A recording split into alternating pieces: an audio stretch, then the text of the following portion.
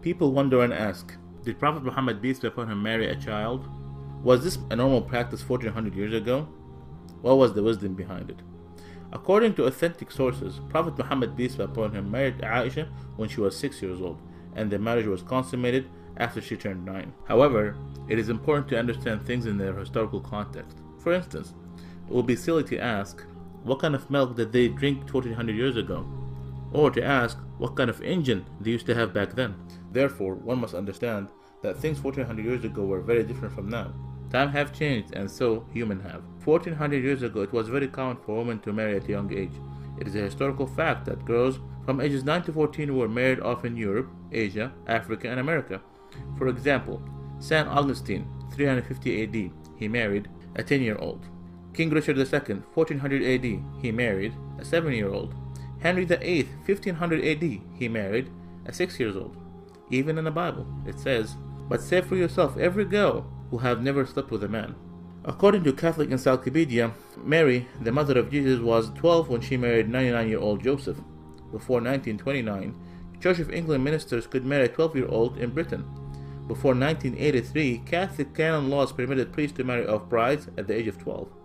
A lot of people are unaware in the United States, in the state of Delaware in the 1880, the minimum age for marriage was 7 years old, and in California it was 10 years.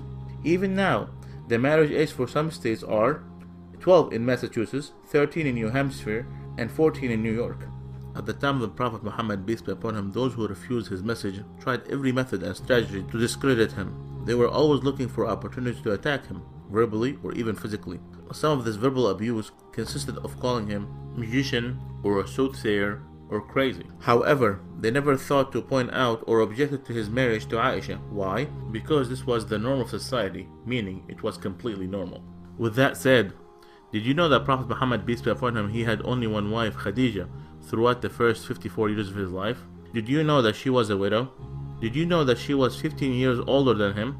He, peace be upon him, spent his entire youth with her. He was committed to her until after her death by keeping ties with her friends.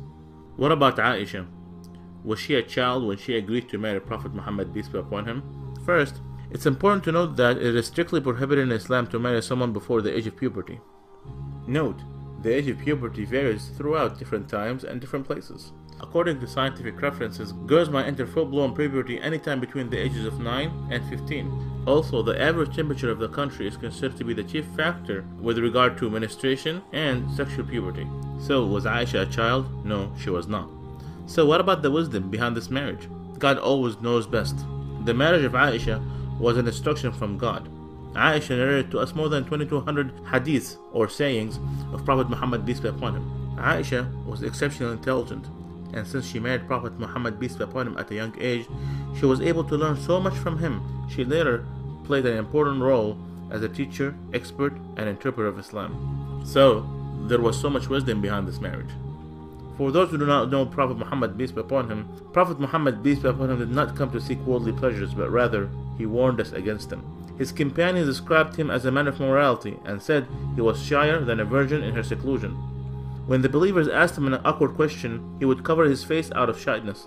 He taught us that each religion is known for a kind of morality, and the morality of Islam is shyness and modesty.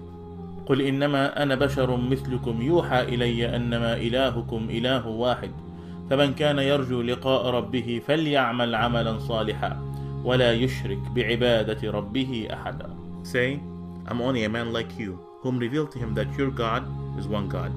So whomever would hope to meet his Lord, let him do righteous work, and not associate anyone with his Lord. If you have questions about Islam, ask a Muslim. Please like our Facebook page.